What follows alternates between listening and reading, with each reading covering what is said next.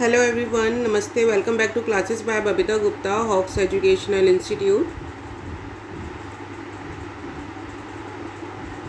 आज के इस वीडियो में हम बात करने वाले हैं एनसीएफ 2005 यानी कि नेशनल करिकुलम फ्रेमवर्क 2005।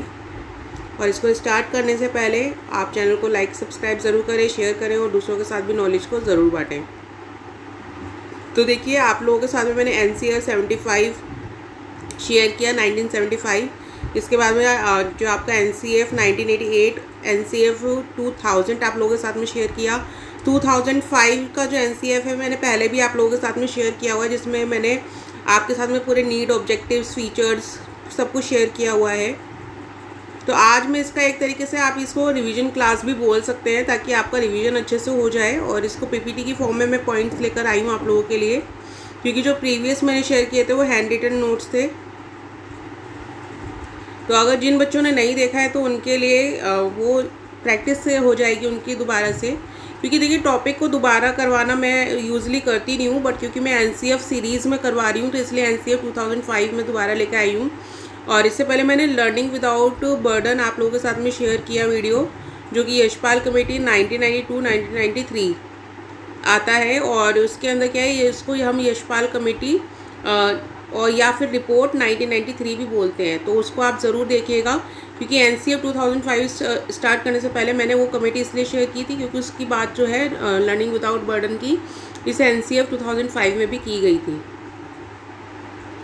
तो चलिए अब इसको स्टार्ट कर लेते हैं हम। और जो प्रीवियस वीडियोज़ हैं आपको प्लेलिस्ट पर जाकर मिल जाएंगी। जो प्लेलिस्ट पर जाइए, आपका जो भी कोर्स है उसको आप देखिए, आपको सारी वीडियोज़ अवेलेबल हो जाएंगे।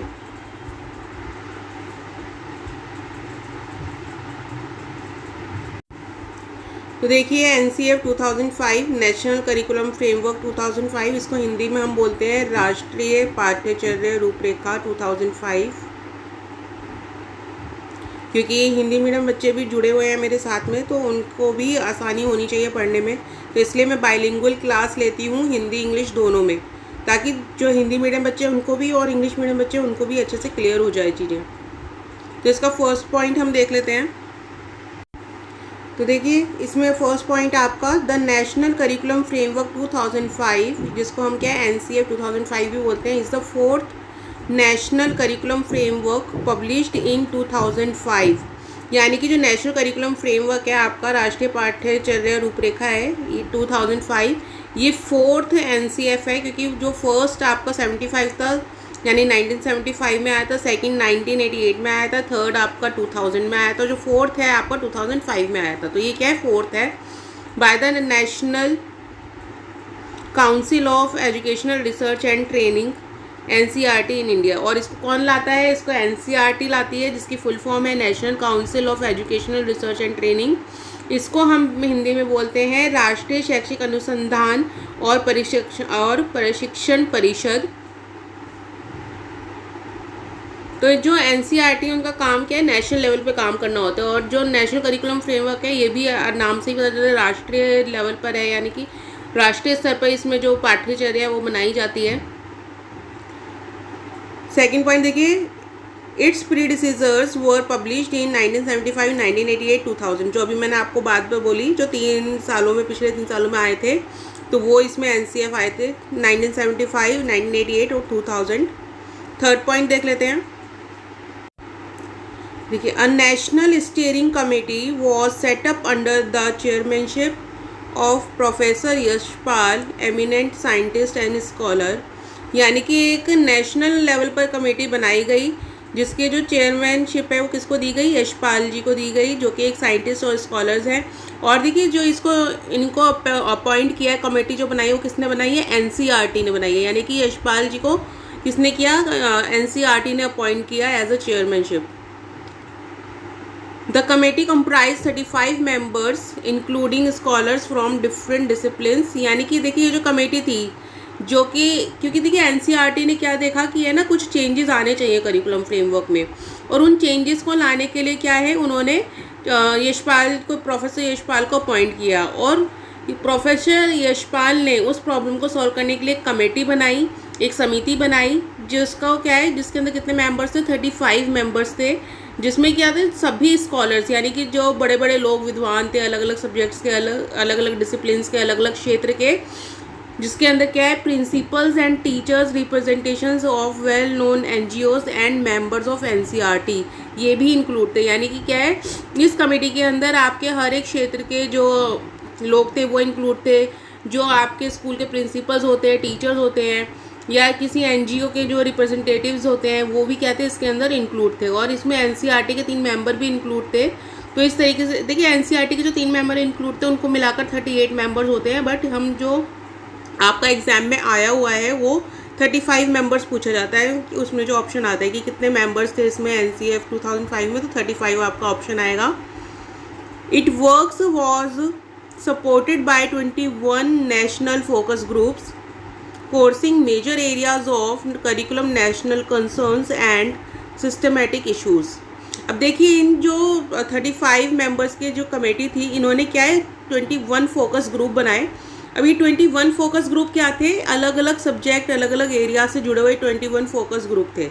जैसे कि मान लीजिए करिकुलर एक्टिविटीज़ है उनके लिए एक अलग फोकस ग्रुप है, एजुकेशन का अलग फोकस ग्रुप है, लैंग्वेज के लिए अलग फोकस ग्रुप है। तो इस तरीके से 21 नेशनल फोकस ग्रुप बनाए गए, जिनका काम क्या था कि जो भी आपके करिकुलम यानी पाठ्यचर्या में, पाठ्यक्रम में जो भी इश्यूज़ आ रहे हैं, जो भी प्रॉब्लम आ रहे हैं, उनको सिस्टमेटिक वे में देखें और उसका सॉल्यूशन बताएं कि क्या हो सकता है, सजेशंस जो देते हैं कमेटी।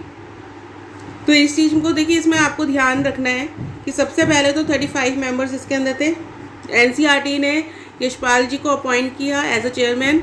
यशपाल जी ने एक कमेटी बनाई जिसमें 35 मेंबर्स को इंक्लूड किया गया, जिसमें सभी स्कॉलर्स, सभी प्रिंसिपल्स, टीचर्स, एनजीओ थे, सभी को इंक्लूड किया गया और उन सब ने मिलकर क्या है 21 नेशनल फोकस ग्रुप बनाए और उनको प्रॉब्लम का सॉल्यूशन निकालने की कोशिश की।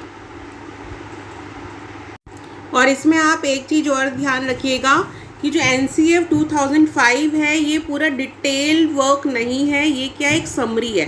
क्योंकि देखिए जो 21 नेशनल फोकस ग्रुप बने हैं ये इन्होंने कोई 5-6 पेज का तो रिपोर्ट बनाई नहीं होगी, है ना। इसमें क्या है कि बहुत लंबी चौड़ी इन्होंने रिपोर्ट बनाई और सरकार को क्या है कि जो मेन पॉइंट्स उसमें से वो उनको दिखाने की एनसीएफ 2005 के क्या थे।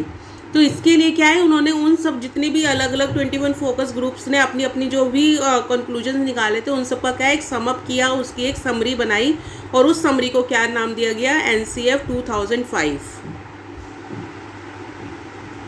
तो इसको आप ध्यान रखिएगा कि जो एनसीएफ 2005 है ये कंप्लीट ड्राफ्ट नहीं है, ये क्या है एक समरी है। जो इसका कंप्लीट ड्राफ्ट है वो क्या है 169 पेजेस का है। नेक्स्ट देख लेते हैं हम। देखिए national curriculum framework 2005 was developed as a mean of modernising the system of education. यानी कि जो नेशनल करिकुलम फ्रेमवर्क आया था 2005 यानी एनसीएफ 2005, इसको जो डेवलप किया गया था, इसका विकास किया गया था, किस लिए किया गया था, ताकि जो एजुकेशन है हमारी जो शिक्षा प्रणाली है उसको क्या किया जाए मॉडर्नाइज उसको किया जाए, यानी कि आधुनिकीकरण उसके अंदर लाया जाए। और एक चीज़ और इसमें आप ध्यान रखिएगा कि जो एनसीएफ 2005 है 22 लैंग्वेजेस में आया था, 22 लैंग्वेजेस में आया था और ये 17 स्टेट्स में लागू हुआ था। नेक्स्ट देख लेते हैं, क्योंकि देखिए जो नॉलेज मैं आपको बीच में दे रही हूँ एडिशनल है तो आप इसको नोट बनाते रहिए अपने पास में। नेक्स्ट है इसके अंदर 5th point, the framework is based on the concept of learning without burden.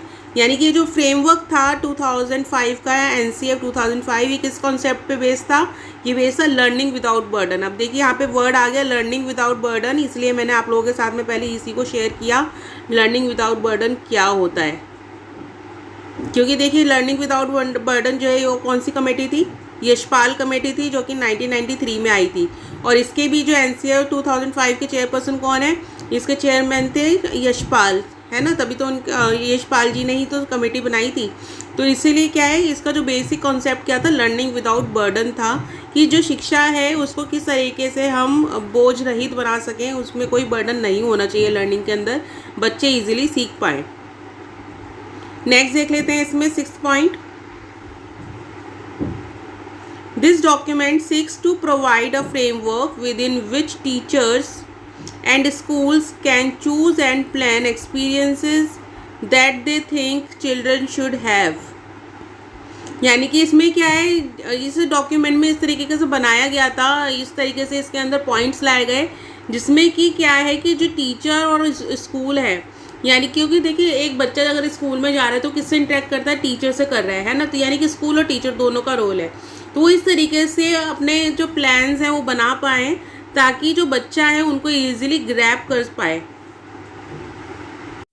क्योंकि देखिए जो एनसीएफ होते हैं इसमें क्या होता है कि पूरा डिटेल होता है कि एक टीचर को क्या करना है, स्कूल के अंदर क्या एक्टिविटीज़ होनी है। जब उसके अंदर एक टीचर या स्कूल के पास में एक ड्राफ्ट होगा कि उनको क्या क्या एक्टिविटीज़ करनी है, तो उन एक्सपीरियंसेस के बेस पर क्या है वो बच्चों के लिए भी एक्टिविटीज़ बना सकते हैं, प्लान बना सकते हैं, और ऐसी सभी चीज़ें वो करिकुलम के अंदर डाल सकते हैं जो उनको लगता है कि बच्चों के लिए ज़रूरी है। नेक्स्ट देख लेते हैं इसमें 7th पॉइंट। तो देखिए 7th पॉइंट में आपको दिया हुआ है, in order to realise educational objectives the curriculum should be conceptualized as a structure that articulates required experiences। यानी कि अगर हम एजुकेशनल ऑब्जेक्टिव्स को समझना चाहते हैं, यानी कि जो शैक्षिक उद्देश्य होते हैं उनको समझना चाहते हैं, तो करिकुलम कैसा होना चाहिए, कॉन्सेप्चुअलिस्ट होना चाहिए वो, यानी कि वो उसके अंदर जो इम्पोर्टेंट कॉन्सेप्ट है वो सब क्या है इंक्लूड होने चाहिए, और इस तरीके से स्ट्रक्चर बनाना होना चाहिए जिसमें कि क्या है वो सभी जो एक्सपीरियंस है वो जुड़े हों, ताकि टीचर और स्टूडेंट्स दोनों को क्या है क्लियर हो। तभी क्या है जो लर्निंग है वो अच्छे से हो पाएगी, लर्निंग जो बच्चे हैं वो विदाउट बर्डन कर पाएंगे। अब देखिए यहाँ ये आपके जो एनसीएफ 2005 के, अभी मैंने सिर्फ उसको इंट्रोडक्शन था ये जो आप लोगों के साथ में शेयर किया है। अब इसके गाइडिंग प्रिंसिपल्स हम देख लेते हैं क्या है इसके सिद्धांत।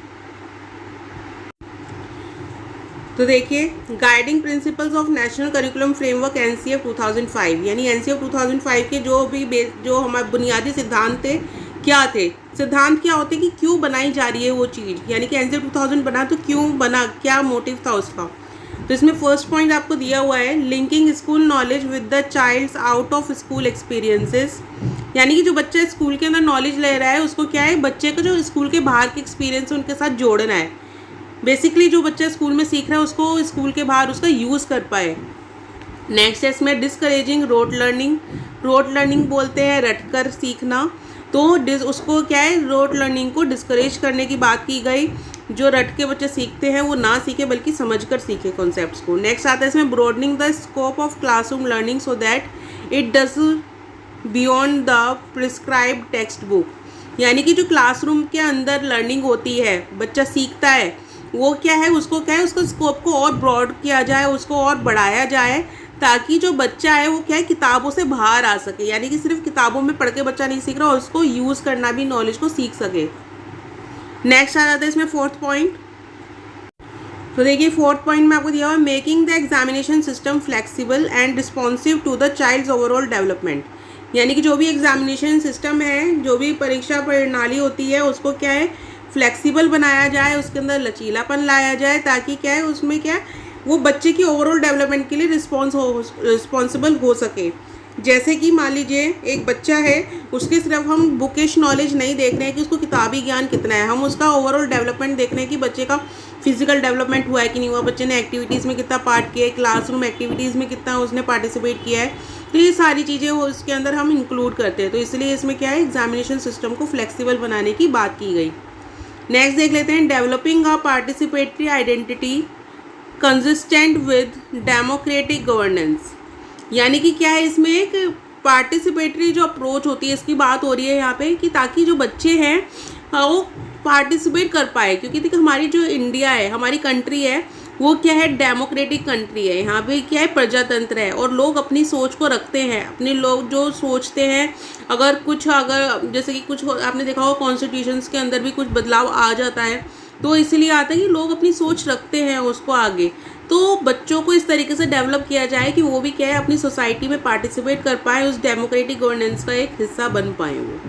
तो ये क्या थे इसके गाइडिंग प्रिंसिपल्स थे जो आप लोगों ने पढ़े। और ये अलग से क्वेश्चन आ जाता है गाइडिंग प्रिंसिपल्स का, ये ऑप्शंस में भी वैसे भी जो कॉम्पिटिटिव एग्जाम्स होते हैं ऑब्जेक्टिव टाइप्स, उसके अंदर भी आ जाता है कि आपको ऑप्शंस दिए होते हैं और उसमें पूछा होता है कि इनमें से कौन सा गाइडिंग प्रिंसिपल नहीं है, तो उसमें आपको टिक करना होता है।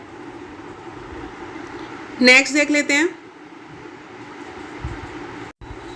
तो इसमें देखिए नीड्स ऑफ एनसीएफ 2005 आ जाता है, यानी कि एनसीएफ 2000 की ज़रूरत क्यों पड़ी, क्यों बनाया गया वो।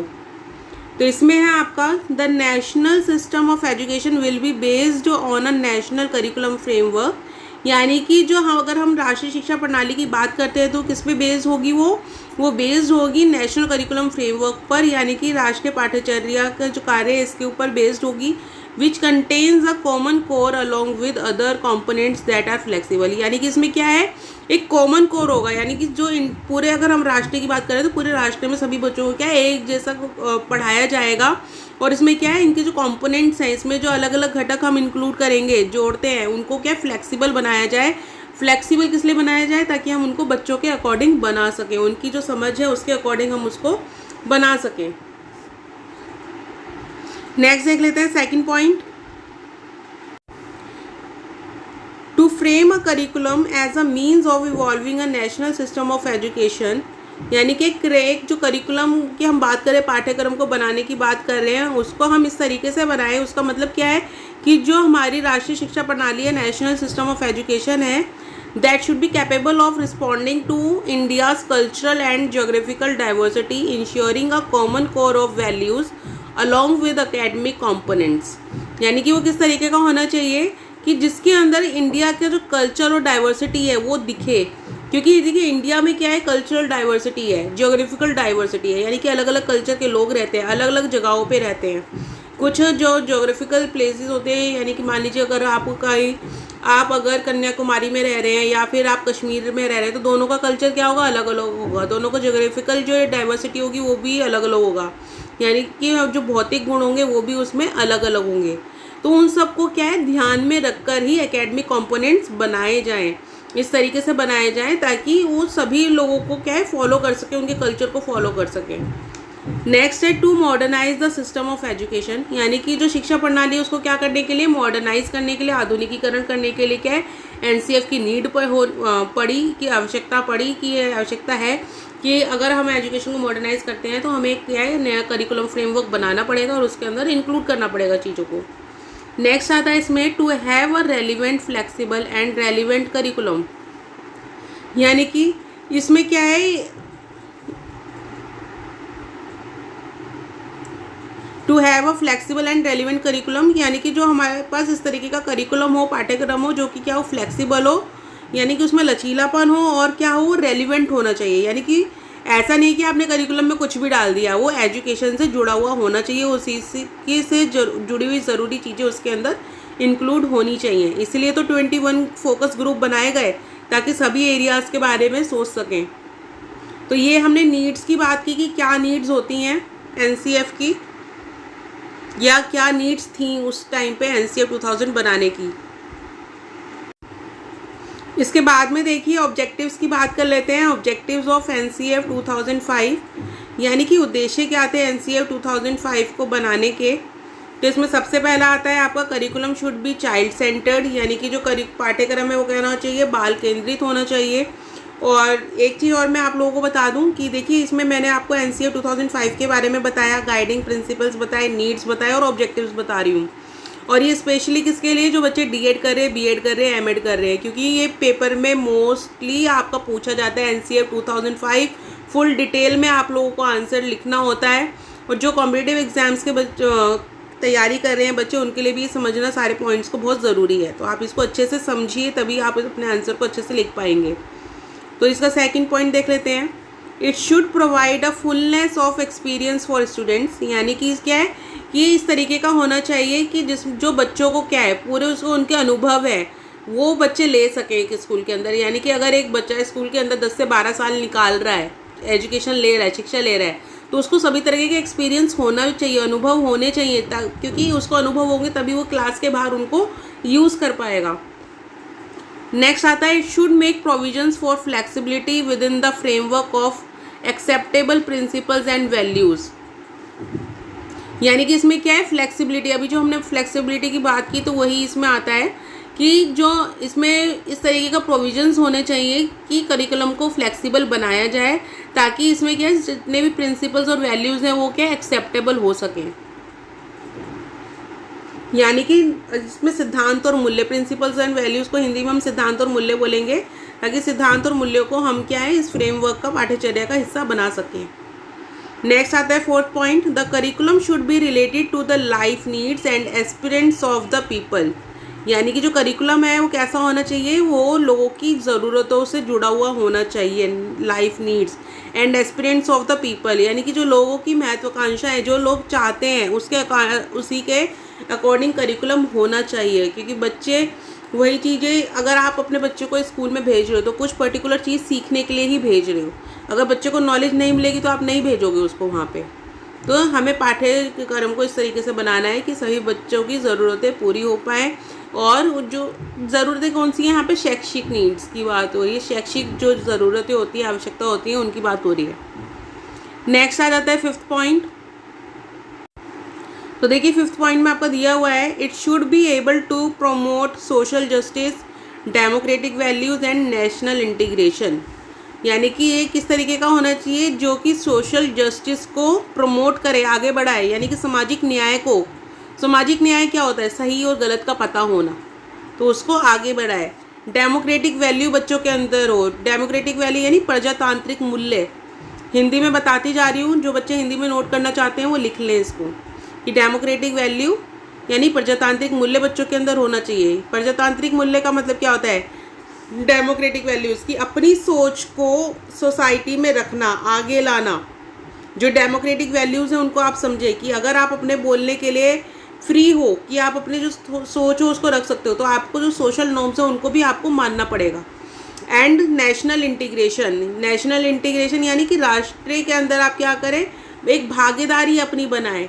तो बच्चों को इस तरीके से बनाना है कि राष्ट्रीय विकास में वो अपनी एक भागीदारी दे सकें, उसमें एक वो अपना सहयोग दे सकें। नेक्स्ट आता है इसमें 6th point, it should help in self experience and expressions. यानी कि एनसीईआरटी 2005 कैसा होना चाहिए, जो कि सेल्फ एक्सपीरियंस मिल सके बच्चों को, यानी कि स्वायत्त अनुभव, जो खुद से बच्चे अनुभव लेते हैं, एंड एक्सप्रेशन यानी कि खुद को एक्सप्रेस करना, अपने बारे में अपने थॉट्स को रखना। तो इस तरीके से हमें बनाना है। It should help in physical development, यानी कि करिकुलम को क्या है, सिर्फ हम मेंटल लेवल पे नहीं बना रहे हैं, हमें फिजिकल लेवल पे भी बना रहे हैं, यानी कि शारीरिक तौर पे भी बच्चे का क्या है, विकास होना चाहिए। नेक्स्ट आता है 8th point, it should be well integrated, यानी कि जो करिकुलम है वो क्या होना चाहिए, वेल इंटीग्रेटेड होना चाहिए। इसका मतलब कि जो भी आप करिकुलम बनाएं वो किसी भी आपका, जैसे आपका क्लासरूम है उसमें क्या है, उसका इंटीग्रेशन होना चाहिए, यानी कि रिलेटेड होना चाहिए, उससे अलग नहीं होना चाहिए। नेक्स्ट आता है इसमें 9th point, it should provide continuity in the whole programme, यानी कि जो एनसीईआरटी 2005 है वो इस तरीके का होना चाहिए जिससे कि जो प्रोग्राम है, ये पूरा आपका एजुकेशनल प्रोग्राम है, आपके शैक्षिक कार्यक्रम होते हैं, उनमें क्या एक कॉन्टिन्यूटी बनी रहे, एक जो है आप ख़त्म ना हो, कॉन्टिन्यूटी यानी कि जो चीज़ लगातार चलती जा रही है। नेक्स्ट पॉइंट देख लेते हैं। तो देखिए इसमें 10th पॉइंट है, द करिकुलम शुड ले एम्फेसाइज ऑन SUPW, जिसको हम बोलते हैं सोशली यूजफुल प्रोडक्टिव वर्क, यानी कि जो करिकुलम है हम उसको इस तरीके से बनाएं कि उसमें क्या है, SUPW पर जोर हो। और ये हिंदी मीडियम वाले भी इसको प्लीज़ याद रखें और लिख लें, SUPW ही आपको लिखना है, और इसको हिंदी में हम बोलते हैं समाज उपयोगी उत्पादक कार्य, समाज उपयोगी उत्पादक कार्य। यानी कि करिकुलम को हमें इस तरीके से बनाना है कि उसमें जो भी हम बच्चों को सिखा रहे हैं वो समाज के लिए क्या है, उपयोग में आ सके, यानी कि जो बच्चे क्लासरूम में सीख रहे हैं वो समाज में जाके उसका यूज़ कर सकें और उसमें कुछ उत्पादक कार्य उसमें कर सके, प्रोडक्टिविटी उसके अंदर ला सके।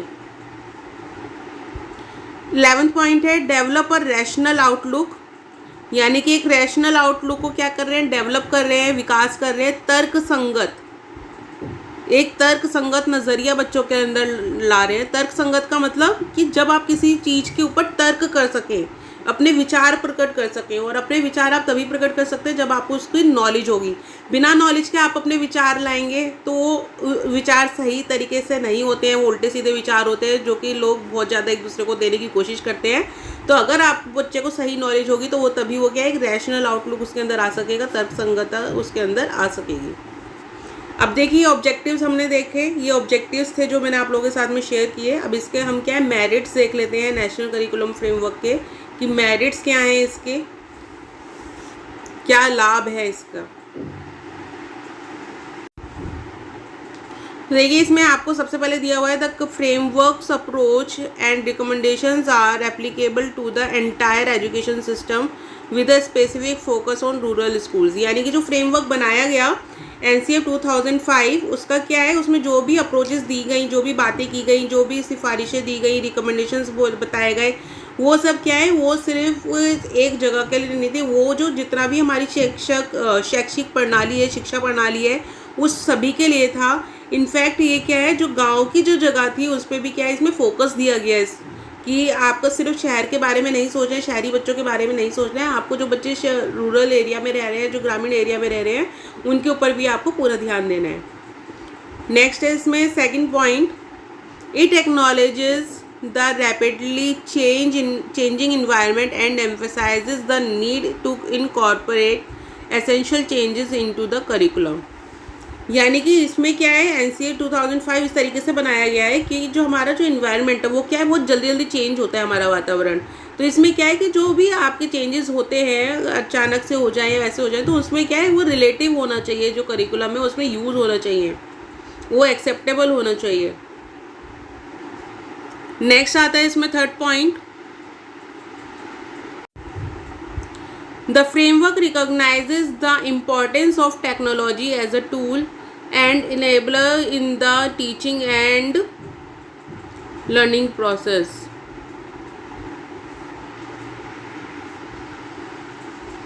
enable तो देखिए द फ्रेमवर्क इस जो NCF 2005 था, इसने क्या है टेक्नोलॉजी की इम्पोर्टेंस को समझा, उसके महत्व को समझा तकनीक के, और उसको क्या है एक टूल की तरह उन्होंने लिया कि ये भी क्या है एक बहुत ज़रूरी चीज़ है, और इसमें क्या है ये टीचिंग लर्निंग प्रोसेस में क्या है इनेबल होना चाहिए।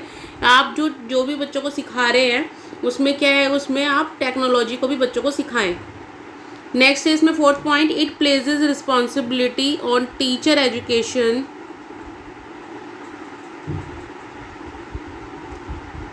For curriculum renewal in school education.